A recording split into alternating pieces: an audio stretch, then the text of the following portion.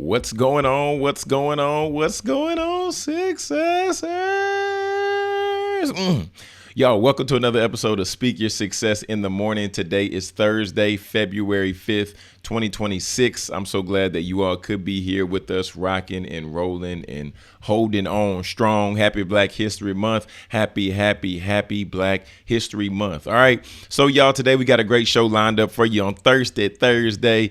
And man, I'm excited this morning because I felt a little tired, but usually the days and the times that I wake up and I feel tired, then those are some of the best days that I have. Either it be one of the best shows that we have, or I don't know, something just good happens. It's just like Will Smith said, everything you want is on the other side of fear. Everything that you want is on the other side of fear. So I'm going to say today that everything that I want is on the other side of exhaustion. All right. So, y'all, without further ado, man, like I said, welcome to Speak Your Success in the Morning. I'm your host, Jonathan Jones. And y'all, here at Speak Your Success, what we always want to give you, a little bit of education, a little bit of entertainment. And then lastly, we got to give you some empowerment. So we got a lot to talk about today. We got to update you on the trade deadlines with the NBA. And outside of that, then we also got your Black History quote of the day. And also we have a historical Black history figure that we want to introduce you to if you're not familiar. But yeah, we got a great show. But before we get into all that, like we always kick it off, we talk about what did we have for dinner last night. And for me, last night I was at church. I was working, doing the gig. And last night I had the opportunity to have some drumettes, some chicken drumettes, and then even double down and have some nachos. Okay. And you can go old school and just do the concession stand nachos where you just do the chips and you just do the cheese. Let me know what y'all put on y'all nachos in the comments. But last night we had the chips, we had the cheese, and me personally, I had to get the sour cream, a little bit of onion, a little bit of cilantro, some black beans, and some rice. Right? The rice was there. We put rice on tacos. I said I want to be a little bit more filling, so let me go ahead and let me just get the whole shebang. All right, so hooked it up with the black beans, with the rice, with the onions, all that, and then hit that last little plop of sour cream on there. Then we was ready to rock. Okay, ready to rock. So that's what we had for dinner last night over here. Drop in the comments what you had for dinner last night. I would love to know. Right. I'm always looking for different dishes, different meals, different ideas that we can incorporate either here at the house so that I can cook for my wife and my two boys, or, just so I can have something different to try on the go. Because y'all, I wasn't even going to talk about this. But one thing that I have noticed is that coming up with different meal ideas can sometimes be a little bit challenging. Right. Because sometimes, after you really look at the core proteins, your beef, your lamb, your chicken, you're like, okay, well, what else can we do? Yeah, like for lunch yesterday, I had some ramen. My wife did the shrimp, and then we also did like the beef shoulder to where, the same type of meat that's put in the Philly cheesesteak. But y'all, there's only so many options, right? So like I said before, drop in the comments. I would love to hear from you all. What are y'all eating for dinner? Right? Because I need to know some new ideas. I need to know something different. All right. So now, without further ado, we're going to go ahead and get ready to roll right into straight from the source. All right. Rolling right into straight from the source. And today we're going to be in Isaiah chapter 40, verses 28 through 31. We're going to walk down through the text today. So, hey.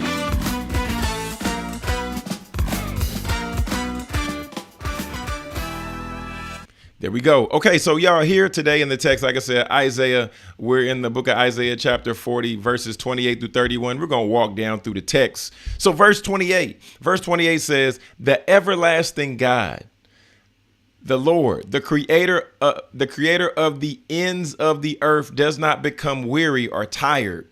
His understanding is unsearchable. Come on, somebody. So look, y'all, this is the foundation right here. Understanding that before God even talks about what he gives, he reminds you who he is, right? Everlasting, he doesn't run out of time. Creator, he doesn't run out of power. Never weary, he doesn't run out of energy like you and I. Because at the end of the day, if we lined up our energy with God's energy, y'all know we'd run out by Tuesday.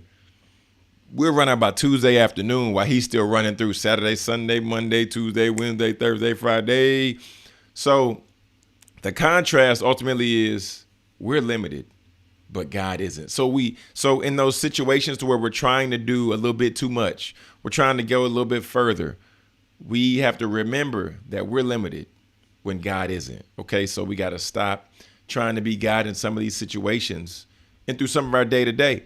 But then verse 29 says, okay, this is talking about what God does in his generosity. It says he gives strength to the weary, and to the one who lacks might, he increases power. Okay, so we got to notice something that's subtle here. It says he doesn't give strength to the strong. He gives it to the weary. Okay, so when we're talking about being strong, when we're talking about, this could be being proud. This could be somebody who lacks humility, right?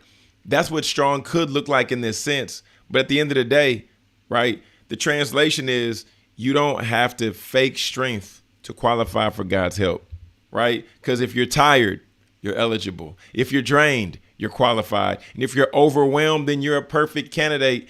And even though society will tell us the complete opposite, society will push grind culture. Society will push don't sleep. Society will push you can do it on your own, be self-made. But God isn't looking for impressive people. He's looking for dependent people. Come on, somebody. Let me know if you're feeling me in the chat right now. Because y'all here, we're gonna keep going. But y'all, it's so easy to say I don't need help. It's so easy to try to push people off. But then when it's that late night hour, and we're trying to complete a task last minute, and we knew that we needed help. We had people that offered, but we pushed them off because we wanted to do it by ourselves because we wanted all the credit. I'm talking to myself, but I know y'all hear me. I'm letting y'all in the conversation in my head. We have to ask for help. We have to humble ourselves. We have to say, God, I am tired. This has been a week.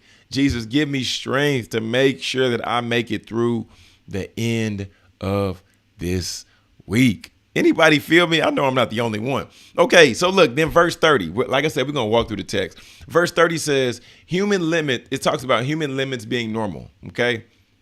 And it says, though youth grow weary and tired, and vigorous young men stumble badly. We need to know that even young, even athletic, even energetic, even those in their prime will still crash out. There's still a point in time we only have so much energy because we're finite human beings and God designed us that way on purpose. So if you and I, if we all burn out, knowing that we're humans, knowing that if the strongest of the strongest burn out, if the smartest of the smartest burn out, what do we need to know? We need to know that this verse kills the lie, that if I were stronger, smarter, younger, I wouldn't feel tired. No, that's not it. That's not it, because fatigue is human, but fatigue is also not failure. So what I need us to know, we need to know right here, the promise, verse 31, this is the promise. Yet those who wait on the Lord gain new strength. One more time for my people in the back. Those who wait on the Lord gain new strength. Here's the key word: wait. We got to wait. We got to slow down. We got to stop sometimes. And y'all, I know this goes completely against the idea of culture today, because culture says push harder. Culture says go through the pain. It says, I don't care if you're depressed. I don't care what challenge you're facing. You just need to push and keep going. But the word of God right here is saying no. It's saying wait, right? And this doesn't ultimately mean just sit around. This doesn't mean do nothing. This doesn't mean rub the lamp like Aladdin and have a wish. It means trust. It means depend. It means stay connected. It means exchange your strength for his. Y'all, this is what I like to call working while waiting, right? It might not be active work, but it can be mental work. It can be spiritual work. It can be you taking time and getting postured to pray. It can be you quieting all your thoughts and taking them captive and just saying, Lord, I need you. You finding a corner at work just to say, God, help me. Lord, I can't do it by myself. I'm submitting to you, right? Because at the end of the day, this isn't passive. This is active. And this is beautiful. And it's progressive, right? So mounting up with wings like eagles. So what does that look like? God lifts you above your situation. That's a supernatural perspective right there. Sometimes he doesn't fix you in the midst of the storm, but he'll lift you above it. Running, not getting tired. God's giving you strength. He's giving you speed. He's giving you momentum. And he's putting you through seasons of productivity. Why? Because God is the only one who can redeem time. So this is grind mode with grace. So you're moving fast, but you're not burning out, right? And you're walking and not becoming weary. Why? Because God is sustaining you for the long haul. He's providing daily faithfulness. Life isn't about you flying or running. It's mostly about you walking. And God's promise is endurance for the ordinary days, for the days that feel heavy, for the days that feel tiring. Because the big picture is this right here. Isaiah is saying, stop relying on your own strength, but borrow mine. Because once again, your strength, my strength, our strength will burn out, but God will renew your strength. He'll redeem time. And ultimately, he will put you in a space, in a place to where after he comes through like he always does, then he'll be able to give you a testimony that you can share with somebody. And I've heard people say it time and time again, but you can't have a testimony until you've been through a test. Do we like going through tests? Typically, no. But if you're prepared for the test, if you're prepared for the trial, if you have an eternal mindset, an eternal perspective, then you'll know that what I'm going through on this earth, this won't last long. This won't last forever. And by me understanding that, what does that mean? That means I should go ahead and just give God praise today. Y'all, that's been straight from the source this morning. I feel a little fired up this morning. I feel a little fiery right now. If y'all feeling me right now, if you're rocking with me right now, let me know down in the chat box. Family, because straight from the source is all about giving you that weekly dose of encouragement, right? Because so often we might get a message on Sunday or we might get a message scrolling down on YouTube, but we need to have something to get through the week on a daily basis. And that's why we dove in today to the book of Isaiah. Like I said, that was Isaiah chapter 40, verses 28 through 31. OK, wanted to make sure to give y'all that because that really encouraged me today. And now I hope it encourages you as well. All right. Hope it encourages you as well. Now we're going to go and get ready to transition. And y'all, I want to talk a little bit about some of these trades in sports. Man. OK, I don't know if you're an NBA fan. I used to be a real big NBA fan, but then I started seeing these trades. And I'm like, what in the world is happening right now? So many trades. All these people is going here. They're going there. They're going everywhere. I got a funny picture that I want to actually share with y'all because I'm seeing the picture. I'm like, oh, man, if this was the case, then this would be extremely unfortunate. So what is the because y'all, when I tell you with these trades and these trade deadlines, I know people sitting there like, no, but I just got my favorite player's favorite jersey. I just got my favorite player's jersey. And now I'm sitting here looking like this. I'm sitting here looking like this right here. Right? Looking like Fresh Prince on the last episode. They got Klay Thompson looking there like, what? Why is Klay Thompson looking like that? Well, Klay Thompson's looking like that because Anthony Davis just got traded, y'all. Anthony Davis just got traded from the Dallas Mavericks. Okay, this is happening in real time. Okay, this is happening in real time. But I'll get to the Anthony Davis trade just in a second. But y'all, look. Okay, so we'll roll from the top. We'll roll from the top. Okay, so I talked about it a little bit yesterday, but James Harden to the Cavs. So James Harden goes to the Cleveland Cavaliers for who? For ultimately Darius Garland and a 2026 second round pick. Okay. Then next up, we have Jaren Jackson Jr. He's headed to the Jazz. So he's going from Memphis to now he's going to Utah. And Utah is going to receive Jaren Jackson Jr. They're also going to receive Jock Landale, John Kohar, Vince Williams Jr. And the Memphis Grizzlies are going to receive Walter Clayton Jr., Kyle Anderson, Taylor Hendricks, George Nang, and 3 first-round picks. Man, that's a blockbuster trade right there. Then also we got the Bulls and the Pistons and the T-Wolves, a 3-team trade. Man, oh, man. I hope some of these guys didn't purchase their house or they have their luggage ready to rock and roll. The Detroit Pistons are going to receive Kevin Huerter. They're going to receive Dario Saric and also a 2026 first-round protected pick swap. Chicago Bulls are going to receive Mike Conley Jr. No, Mike Conley Jr. to the Bulls? What? Mike Conley Jr. and Jaden Ivey and the Timberwolves are going to receive cash considerations. All right. Then we got Tyus Jones to the Hornets. Okay, so Tyus Jones plus 2 second-round picks. And then we got this Orlando Magic. They're going to receive cash considerations. Okay.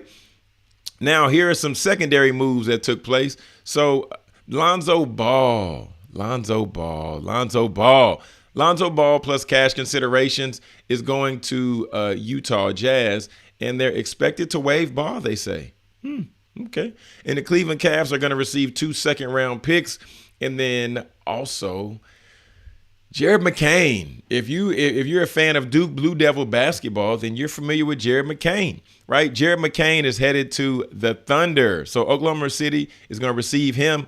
Man, they're gearing up. They're getting young and they're staying sharp. But they're going to get him, and the 76ers are going to receive a 2026 first-round pick plus 3 second-round picks. Man, okay, Jared McCain. Okay, we see you. I know you came into the league. You was averaging like almost about 15 points a game. So, hey, okay. Okay, Jared McCain, get healthy, man, and come back. Ball out. Then we got the Bulls and the Hornets with the guard swap. So, yeah, we talked about Mike Conley. So Mike Conley is going to the Charlotte Hornets, then Kobe White as well, and then a 2029 second-round pick. The Chicago Bulls are going to receive Colin Sexton. Oh, wow. Ousmane Deng plus 3 second-round picks. And then lastly, the NBA trade, we got Chris Paul to the Raptors, and Brooklyn Nets are going to receive Ochai Agbaji plus a 2032 second-round pick. The Clippers are going to receive draft rights to Vanna Miricic, and Toronto is going to receive Chris Paul. And then let me pull up the Anthony Davis trade details, because Anthony Davis, I was surprised when I saw this. I was really surprised. I was like, wait, what is going on? Like, Anthony Davis, like, he just getting bounced around at this point. And I'm like, why are they rebuilding, or like what's happening? But anyway, the Mavs are going to send Davis and guards Jaden Hardy and D'Angelo Russell and Dante Exum to the Wizards for Chris Middleton, AJ Johnson, Malachi Branham, and Marvin Bagley III, with 2 first-round draft picks and 3 second-rounders, sources say. Man, that is serious. Okay, that is serious. That's a blockbuster trade. Because we all know that, Anthony Davis, 10-time NBA All-Star. We know he did his thing down when he was at the University of Kentucky. But, man, y'all, that's going to catch us up right there on all the trades. So some of our players are sitting there looking like Klay Thompson, like, what? Like, where's my boy AD? Kyrie, what's going on? So, family, that's going to wrap up our trades right there.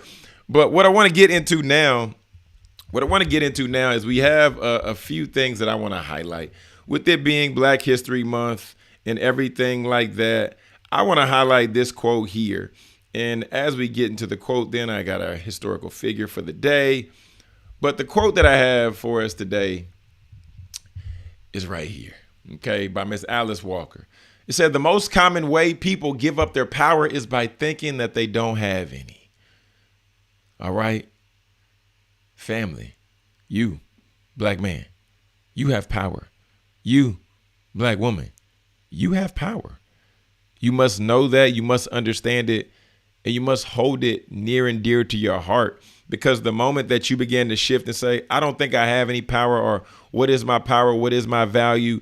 Then that's the moment that it's lost. But you have power. You have a voice. Take up space. Be big wherever you are, and never minimize yourself for the sake of making others feel comfortable, confident, or even better. So remember that Alice Walker is telling us that we have power. So always think that, always know that, and operate forward with that. And now, without further ado, I want to go ahead and introduce our Black historical figure of the day. I'm going to go ahead and roll the clip.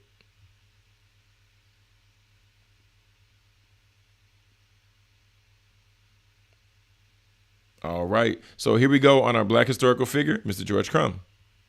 Crumb Speck was born on July 15, 1824. Speck was hired at Moon's Lake House in Saratoga Springs, a high-end restaurant that catered to wealthy Manhattan customers. This is where he took on the nickname of Crumb. One of the wealthy customers came in one day and ordered a basket of French fries, and repeatedly sent the fries back for Chef Crumb to try again. His main complaint was that they were too thick. Chef Crumb grew more and more frustrated at the customer's demands. And to seek revenge, he would slice the potatoes thinner and thinner with each delivery. He cut the potatoes paper thin, fried them to a crisp, and seasoned them with lots of salt. But to his surprise, the customer loved them. Crumb and Moon's Lake House became well known for their special fries, or what they nicknamed the Saratoga Chips. Eventually, Crumb opened his own restaurant and provided every table with a complimentary basket of chips. Crumb's chips remained a local delicacy until the 1920s, when a salesman and entrepreneur named Herman Lay introduced and produced potato chips on a massive national scale. George Crumb Speck was born. All right, man. Shout out to George Crumb Speck. Shout out to him. Shout out to him. And I also want to just spotlight and say thanks to my sister Saran Sanchez, because she introduced me to George Crumb Speck. So that was dope, though, just to hear about that, hear about potato chips, because we love potato chips. And I don't know what your brand is. I don't know what your flavor is, but I'm sure you appreciate them as well. So, hey, take that, share that with a friend about Mr. George Crumb Speck on potato chips. Okay, that's good. That's good. But now what I want to transition into, I want to transition to the topic of today. And one of the focuses that producer Britt and myself have continued to not only ask each other, but also ask you, like, what is it that we care about as Black people, as Black and brown people, as African Americans, as being Black in America? What is it that we care about? And I found this clip and I said, I think this clip would be great to create a conversation around what we care about as Black people. So I'm gonna go ahead and roll this clip, and then we can go ahead and get into it, because I think there's something there's really something that we can get into. And this clip is by, well, the individual who's speaking is Mr. Nuri Muhammad, and this is a clip from the Big Facts podcast. So shout out to them. So here we go. We're gonna go ahead and roll it. What do you think the current message to the Black man is in the current state that we are in society right now, in America particularly? The Honorable Elijah Muhammad made this revolutionary observation. He said that 95% of our problems could be solved if we would just unite. Mm-hmm. And if you look in every generation, I don't care what generation you go to, whoever grew up in the 80s, the 90s, 70s, 50s, every time you meet anybody, they say all we got to do is unite, come together. And that's been the universal code, which really is the solution. Our problem, though, is that we have a misunderstood word. So we say unity, but we're thinking uniformity. We're thinking everybody got to do the same thing in the same way, the same place at the same time, worship in the same spot, dress the same way. You saying we all got to be the same, but we can do the same. We can work for the same direction. That's the way the body was created. So if you study the way the anatomy of the human body is, you have all these different organs that do different things at different places at a different time, but for one common cause, the survival of. He talking good. He talking real good right now. What he's saying makes a lot of sense, but let's keep listening. Organism. The kidneys don't look like the lungs don't do what the heart does. The heart doesn't do what the brain doesn't do what the spleen. All of them do different things at different places at a different time, but for one common cause. That's what unity looks like. So I wonder what would happen if our organizations start working like that.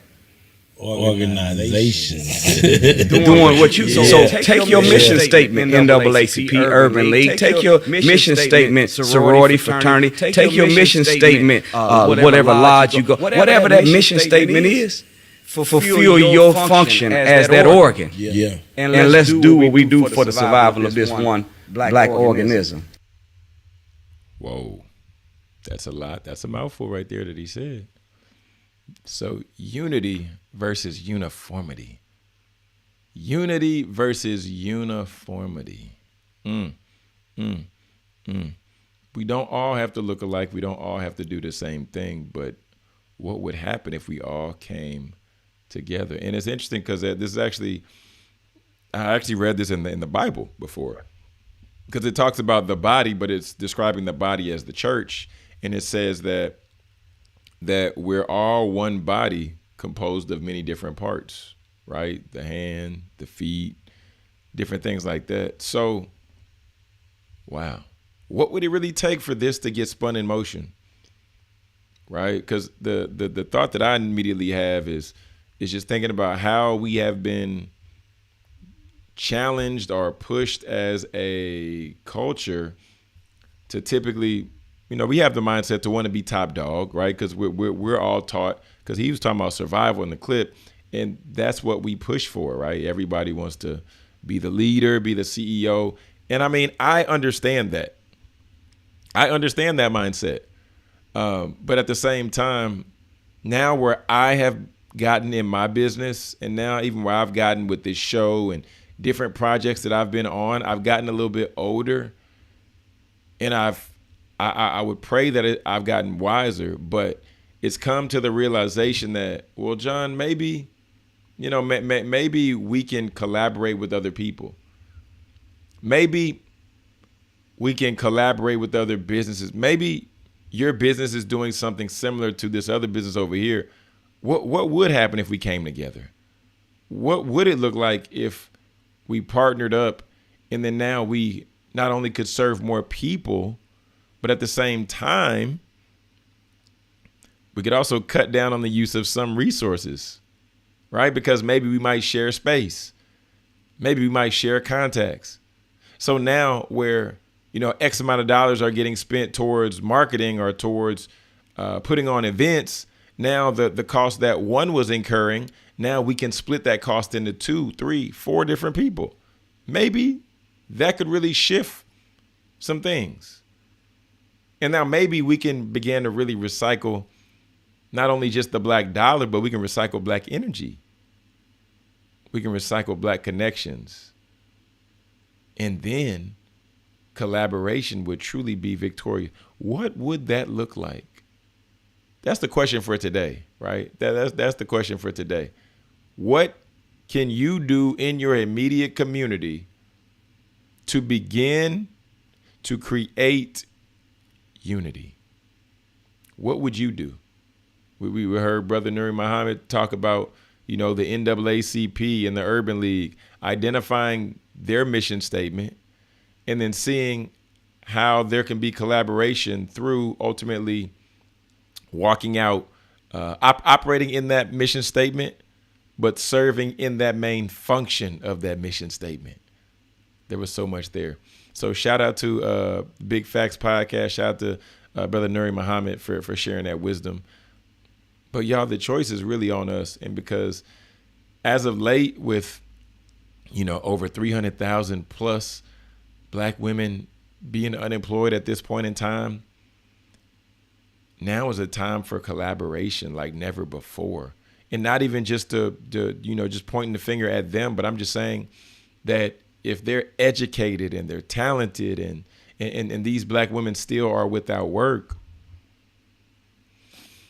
it's time for us to do something, because there's other populations and other people who are also unemployed right now. And it's not necessarily they're unemployed because they can't work or they don't have experience, but y'all, it's hard to find a job now. And then for somebody to just up and create a business, that's even harder. So today, I want you to reflect and I want you to think, what does unity look like in your immediate community? Family, that's going to wrap us up here today on Speak Your Success in the Morning. We got to talk a little bit about the trade deadline. We got to talk about Mr. George Crumb Speck, who is our historical black figure for today, showing us how we can enjoy them Lay's potato chips, how we can enjoy those hot fries, how we can enjoy some of our favorite chips during the Super Bowl. Why? Because he created them. Shout out to him. And then also Ms. Alice Walker letting us know you have a voice, so don't be afraid to use it. Family, make sure you stay tapped in with us. We'll be right back here tomorrow, 6 a.m. Central Standard Time. Speak Your Success in the Morning. Make sure you subscribe on YouTube, Speak Your Success Media.